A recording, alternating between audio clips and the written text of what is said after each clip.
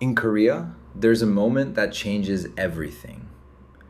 It's not when people hear your name, it's when they hear where you went to school or where you work. And suddenly, the way they talk to you changes. Their tone shifts, their attitude adjusts, their expectations reset. And if you're a foreigner living in Korea, you've probably felt this before. That uncomfortable feeling that people aren't really asking, "Who are you?" They're asking, "Where do you stand?" Today, I want to explain why status matters so much in Korea, where this obsession comes from, and why it quietly shapes everything: work, dating, friendships, and even family life. Because in Korea, status isn't just ego, it's a survival system. I've lived abroad for a long time, and I've had countless conversations with foreigners about this. They tell me things like, "People keep asking my age and my job. On the first meeting, they want to know my company. Sometimes it feels like they're ranking me." And in dating, it's even more obvious. A foreign friend once told me, "I felt like my personality didn't matter until they knew my background." To many foreigners, this feels harsh. In a lot of Western cultures, status exists too, of course, but it's usually less direct. It's more hidden. In Korea, it can feel immediate. Here's the Korean perspective. Most Koreans don't think they're being rude when they ask these questions.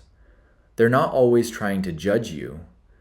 A lot of the time, they're trying to answer something practical. How should I treat you? What level of formality should I use? What kind of relationship is this supposed to be? Because Korean society is highly context based.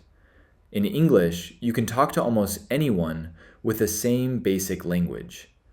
In Korean, your words change depending on the relationship: age, rank, closeness, workplace hierarchy. So status isn't just an ego boost. Status is information.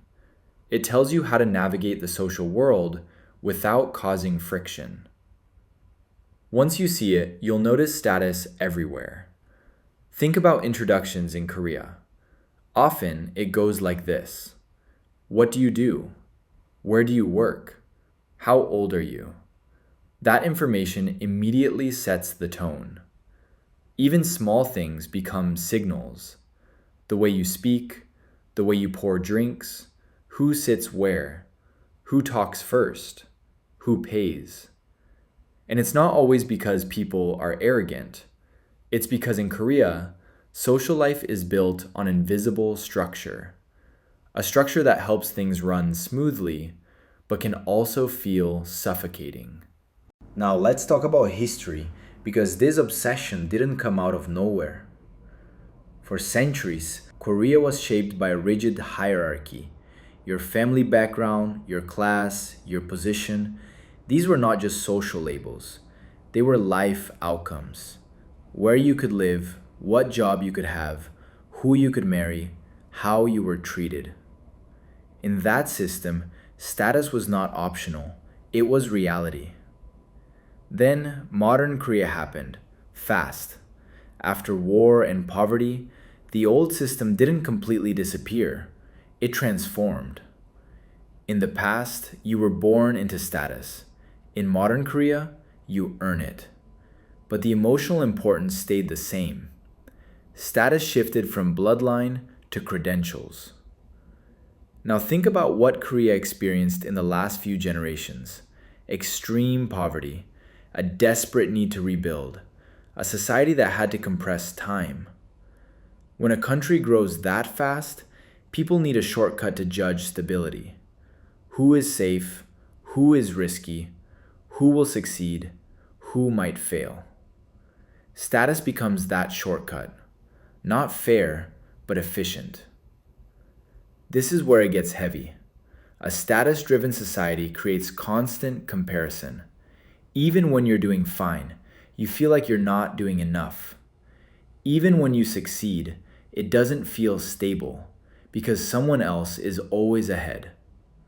That creates quiet anxiety, the kind that pushes you to keep upgrading your life even when you're already exhausted. So, what do you do as a foreigner living in Korea?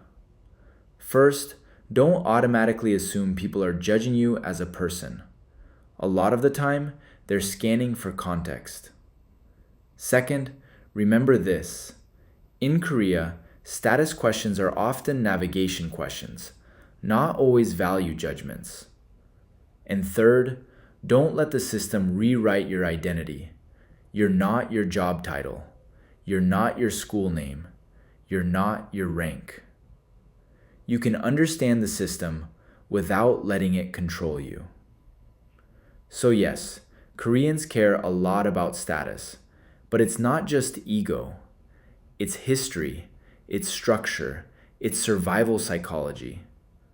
And next time, I want to go deeper, because if status is the scoreboard, what happens to the people who feel like they're losing?